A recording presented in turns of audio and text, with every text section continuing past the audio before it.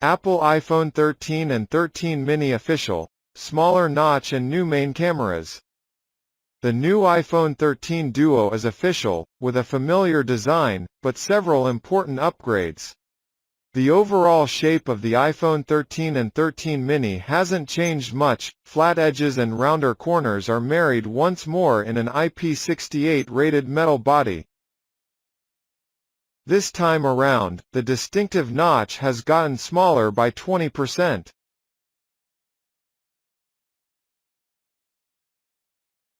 The diagonals of the Super Retina XDR panels remain unchanged, 5.4 inches for the iPhone 13 mini and 6.1 inches for the iPhone 13. The panels themselves are 28% brighter, reaching up to 800 nits of max outdoor brightness and a whopping 1200 nits of peak HDR brightness. Speaking of HDR, the new panels support Dolby Vision, HDR10 and HLG standards.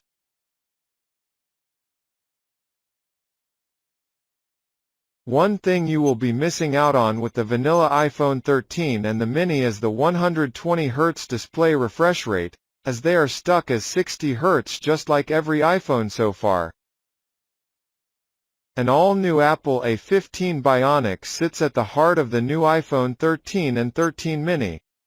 According to Apple, the A15 is the fastest chipset in any current smartphone. Quite a bold claim, but likely true given Apple's track record. The A15 has 2 high-performance CPU cores and 4 additional high-efficiency ones and is built on an efficient 5nm manufacturing node. The GPU uses a custom design, as well, and while that is shared between all iPhone 13 models, including the Pro ones, it is worth noting that the A15 inside the vanilla iPhone 13 and the 13 mini get 4 GPU cores, instead of the 5 in their more premium siblings.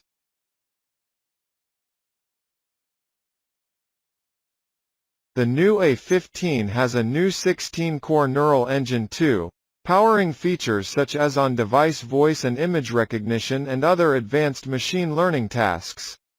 On top of that, there is a new ISP on board, twice the amount of cache, as well as a new display engine and new video encoders and decoders.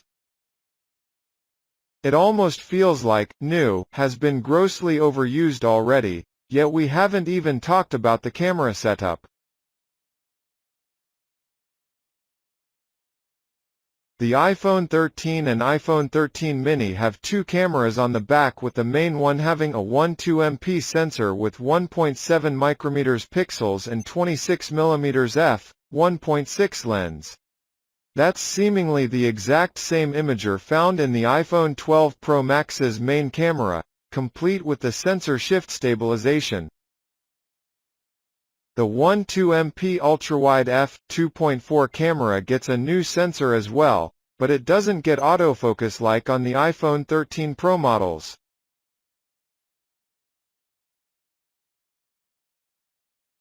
On the front, the 12MP TrueDepth selfie camera supports the increasingly popular center stage feature to follow you around in the frame automatically, as well as accommodate more people.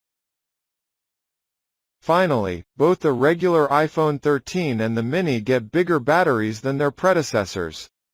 Apple didn't share any particular figures, but promised up to 2.5 hours and 1.5 hours of extra time on a charge for the 2 models, respectively, compared to the iPhone 12 generation.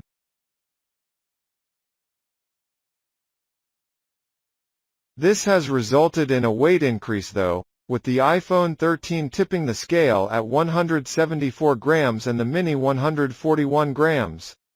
The new models are also 0.25 mm thicker than their predecessors, but their other dimensions remain unchanged.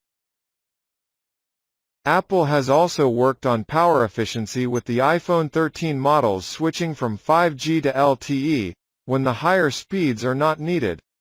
And speaking of 5G, the iPhone 13 supports more bands and carriers than their predecessors.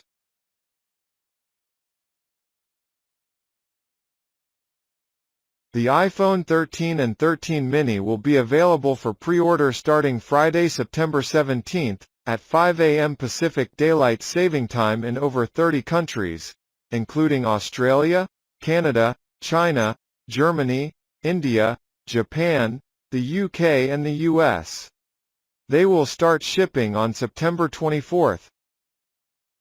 Both the iPhone 13 and 13 mini now come with 128 GB of base storage and can be had with 256 GB and 512 GB. Pricing starts from $799 and $699, respectively. There are a total of 5 aluminum colors, including Starlight, Midnight, Blue, Pink and the Red edition.